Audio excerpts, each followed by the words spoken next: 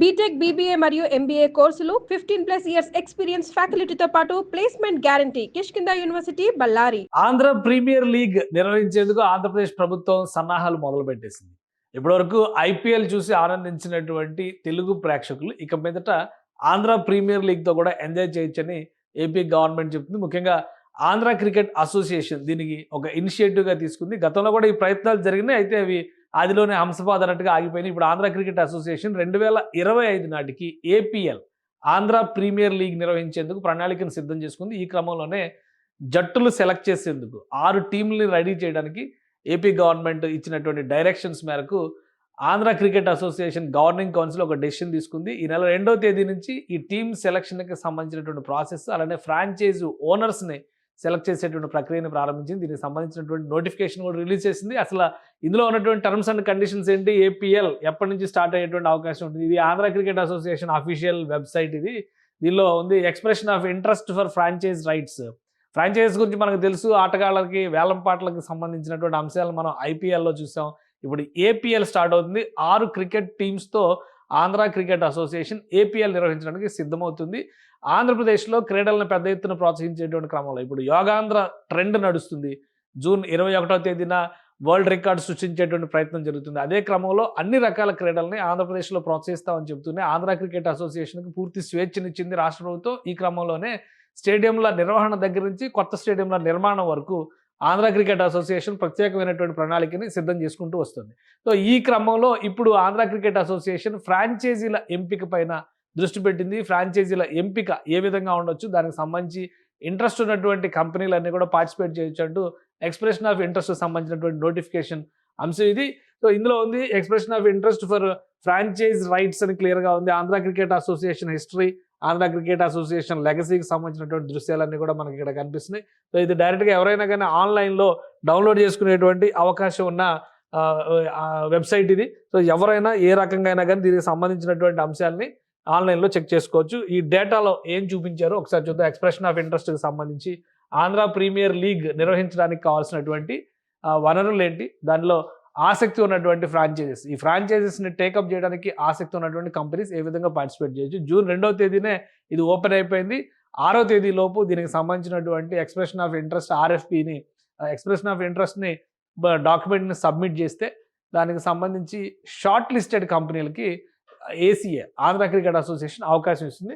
So ఇందులో ఉన్నటువంటి terms and conditions ఒకసారి పరిశీలించే ప్రయత్నం చేద్దాం. ACA Andhra cricket association is issuing an expression of interest from eligible and reputed companies, consortiums, joint ventures or entities for acquiring the right to own or operate a franchise for a team in the Andhra Premier League. So ఇది ఈ Andhra premier లీగ్లో ఎవరైనా కానీ joint ventures కావచ్చు, individual entities కావచ్చు, అలానే కన్సార్షియమ్స్, companies, reputed companies. ఎట్లయితే ఇప్పుడు ఐపీఎల్లో మనం ఒక్కొక్క కంపెనీ ఒక్కొక్కటి ఓన్ చేసుకొని ఒక రీజియన్కి, ఒక సిటీకి సంబంధించి లేదా ఒక స్టేట్కి సంబంధించినటువంటి కంపెనీ, ఇప్పుడు IPL winner royal Challengers Bengaluru గురించి చూస్తేనే ఒక కంపెనీ అక్వైర్, రాయల్ ఛాలెంజర్స్ అనేది ఒక కంపెనీకి సంబంధించినటువంటి పేరు. అదే తరహాలో ఆంధ్ర క్రికెట్ అసోసియేషన్కి కూడా ఈ ఏపీఎల్కి సంబంధించి a professional T20 league being organised for 3 upcoming seasons by the Andhra cricket association through governing council constituted for the purpose in line with this bylaws అని చెప్పని ఒకటి ఇచ్చారు. దీనికి సంబంధించినటువంటి నోటిఫికేషన్ రిలీజ్ చేశారు. నోటిఫికేషన్ 2వ తేదీ నుంచి అవైలబుల్గా ఉంది. అలానే mailing of expression of interest forms to the applications on payment of requisite fee 2 నుంచి 6వ తేదీ వరకు ఇది పంపిస్తారు. అలానే last date for submission duly filled expression of interest document forms till 4 PM 7వ తేదీ లోపు సబ్మిట్ చేయాలి. కేవలం 5 రోజులు మాత్రమే టైం ఇచ్చారు. అలానే ఓపెనింగ్ ఆఫ్ ఈఓఎస్ ఆ రోజు సాయంత్రం 5 గంటలకు ఓపెన్ చేస్తారు. 7వ తేదీ సాయంత్రం 5 గంటలకు ఓపెన్ చేస్తారు. Notification off eligible parties for participating in RFP అంటే రిక్విజిషన్ ఫర్ ప్రపోజల్. సో వీళ్ళు ఇచ్చేటువంటి ప్రపోజల్ కండిషన్స్ అన్నీ కూడా ఏసీఏ డిసైడ్ చేస్తుంది. సో ఏసీఏ డిసైడ్ చేసిన కండిషన్స్ సంబంధించి షార్ట్ లిస్ట్ అయినటువంటి కంపెనీలు వాళ్ళ రిపోర్ట్ని ఇందులో సబ్మిట్ చేస్తారు. Mailing of request of proposal ఇది అదే రోజు సాయంత్రం కల్లా 9వ తేదీ సాయంత్రం కల్లా వీటిని పంపించాల్సి ఉంటుంది.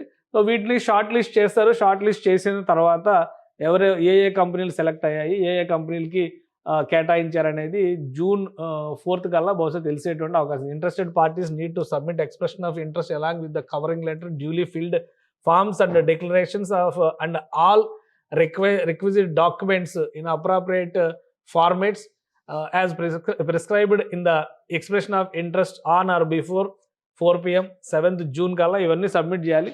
సో ఇది ఈ ఎక్స్ప్రెషన్ ఆఫ్ ఇంట్రెస్ట్ సంబంధించినటువంటి సారాంశం. అంటే దీనికి కొన్ని టర్మ్స్ అండ్ కండిషన్స్ కూడా పెట్టింది. ఫస్ట్ పార్ట్ చూస్తే కనుక ఎనెక్సర్ ఏలో 25,000 ఎంట్రీ ఫీ ఉంటుంది పార్టిసిపేట్ చేయడానికి. ఈ ఎక్స్ప్రెషన్ ఆఫ్ ఇంట్రెస్ట్లో పార్టిసిపేట్ చేయడానికి 25,000 రూపాయల ఎంట్రీ ఫీజు ఉంటుంది. సో నాన్ రిఫండబుల్ ఫీజు ఇది చెల్లించాలి. దాని డీటెయిల్స్ కూడా ఇందులో ఇచ్చారు. తర్వాత ఎనెక్సర్ బిలో ఈ జాయింట్ వెంచర్స్కి సంబంధించి కొన్ని కండిషన్స్, ఎలిజిబిలిటీ క్రైటీరియాస్ కొన్ని ఎక్స్ప్లెయిన్ చేశారు. Interested parties must note the following eligibility requirements with respect to expression of interest. Interested parties single or entity joint venture consortium must have average annual turn over of minimum 100 crores. So ఆ కంపెనీలు కానీ individuals కానీ వాళ్ళ turn over 100 కోట్లు ఉన్నటువంటి and positive profit after tax ఉన్నటువంటి ఇది for the financial year 21, 22, 23 అంటే 3 yearsకి టర్న్ ఓవర్ అంత ఉండాలి. అలా ఉన్నటువంటి కంపెనీలు లేదా ఇండివిజువల్స్ జాయింట్ వెంచర్స్ పార్టిసిపేట్ చేయొచ్చు. అలానే రెండో కండిషన్ చూస్తే must have registered office and address in the state of Andhra Pradesh. So వీళ్ళు ఏపీలో కంపల్సరీగా రిజిస్టర్డ్ కంపెనీలుగా ఉండాలి. Interested party or authorized representative, key persons in the board, key decision makers, major shareholders of the interested party must not be convicted in any criminal cases. So ఎలాంటి criminal కేసులు ఉండకూడదు. అందులో ఉన్నటువంటి ఆ బోర్డులో ఉండేటువంటి వ్యక్తులు కానీ కంపెనీకి సంబంధించినటువంటి వాళ్ళు కానీ. Interested party authorised representative, key person, board decision makers, major share holders of interested party must not be black listed or debarred by BCCI in any cricket association. అంటే క్రికెట్ అసోసియేషన్స్లో ఉండి ఎవరైతే ఈ అంశాలపైన బ్యాన్ ఎదుర్కొంటూ ఉంటారో అలాంటి వాళ్ళని కూడా డిస్క్వాలిఫై చేస్తారనేటువంటిది ఇందులో క్లియర్గా ఎక్స్ప్లెయిన్ చేశారు. సో వీళ్ళెవరు కూడా ఎలిజిబిలిటీ ఉండదన్నమాట. ఈ బ్లాక్ లిస్టెడ్ కానీ క్రిమినల్ కేసెస్ ఉండేవాళ్ళు కానీ.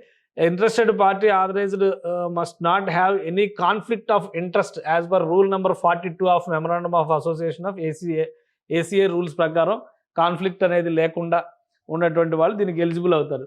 సో ఇది ఈ కొత్తగా చేపట్టబోతున్నటువంటి APL ఆంధ్ర క్రికెట్ అసోసియేషన్కి సంబంధించినటువంటి premier league, Andhra premier league అనేటువంటి ఆర్గనైజ్ చేయడానికి రెడీ చేస్తుంది. సో దీనికి సంబంధించినటువంటి ఫస్ట్ రైట్స్ టు రిఫ్యూజల్ అన్నీ కూడా ఆంధ్ర క్రికెట్ అసోసియేషన్కే ఉంటాయి. సో ఎక్కడెక్కడ టీమ్స్ ఫైనల్ చేస్తారో అది కూడా ఒకసారి అనలైజ్ చేద్దాం. ఇందులో ఆ డేటా కూడా ఇచ్చారు. మొత్తం 6 టీముల్ని రెడీ చేయాలని చెప్పని ఆంధ్రప్రదేశ్ పరిధిలో ఉన్నటువంటి ప్రాంతాల్లో 6 టీములు రెడీ చేయాలని చెప్పని క్రికెట్ అసోసియేషన్ భావిస్తుంది. సో 6 టీములు ఎక్కడెక్కడ వస్తాయి, ఆ 6 టీములకు సంబంధించినటువంటి అంశాలు కూడా మనం ఒకసారి చూద్దాం. South zone, central zone, north zone ఇలా 3 జోన్లుగా విభజించారు. సౌత్ జోన్లో అనంతపురం, కర్నూలు, కడప, నెల్లూరు జిల్లాల నుంచి వస్తాయి. అలానే సెంట్రల్ జోన్కి సంబంధించి బెజవాడ అంటే విజయవాడ, అమరావతి, గుంటూరు, ఒంగోలు వస్తాయి. నార్త్ జోన్కి సంబంధించి విశాఖపట్నం, విజయనగరం, శ్రీకాకుళం, గోదావరి డిస్ట్రిక్ట్స్ వస్తాయి. సో ఇట్లా 3 జోన్లుగా విభజించారు. దానికి సంబంధించి franchise owners will have the right to bid for securing the right to own and operate a team from a zone of their choice. ఈ 3 జోన్లో ఒక టీంని అంటే 3 జోన్లలో 2 టీంలు, ఒక్కొక్క జోన్ నుంచి 2 టీములు తయారు చేస్తారు. 3 నుంచి కలిపి 6 టీములు రెడీ అవుతాయి అన్నమాట. సో ఇక each zone will have maximum of 2 teams. ACA will have the right to decide the number of teams from each zone based on the preferences of the interested parties. So ఇవన్నీ కూడా ACA decide చేస్తుంది. ఈ టీములు తయారైన తర్వాత governing కౌన్సిల్ది తుది అధికారం ఉంటుంది. సో 3 జోన్లు 6 టీములు రెడీ అవుతాయి. దీని నుంచి APL సీజన్స్ స్టార్ట్ అవుతాయి. అది కూడా 2025 APL స్టార్ట్ చేయాలనేటువంటి ప్రణాళికను ఆల్రెడీ ఇందులో కూడా డిక్లేర్ చేశారు. 2025లోనే మ్యాచెస్ నిర్వహించాలని. APL will be conducted under the aegis of Andhra cricket association. APL will be held at one or various stadiums under Andhra Cricket Association to achieve mass viewership and coverage across the globe.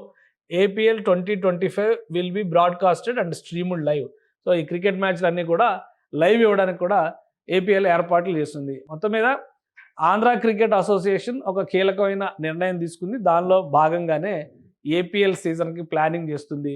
దీనికి franchise partner selection ప్రాసెస్ని మొదలుపెట్టింది. గతంలో కూడా ఈ ప్రయత్నాలు జరిగినాయి. ఇప్పుడు కొత్త ప్రభుత్వం ఏర్పడి సంవత్సరం అవుతుంది. ఈ సంవత్సరం అయినటువంటి సందర్భంలో ముందుగా 2025 సీజన్ అంటే మ్యాక్సిమం ఈ ప్రాసెస్ అంతటికి కూడా 1 వీక్ టైం కేటాయించింది. 10వ తేదీ కల్లా పిక్చర్ మొత్తం క్లియర్గా వచ్చేస్తుంది.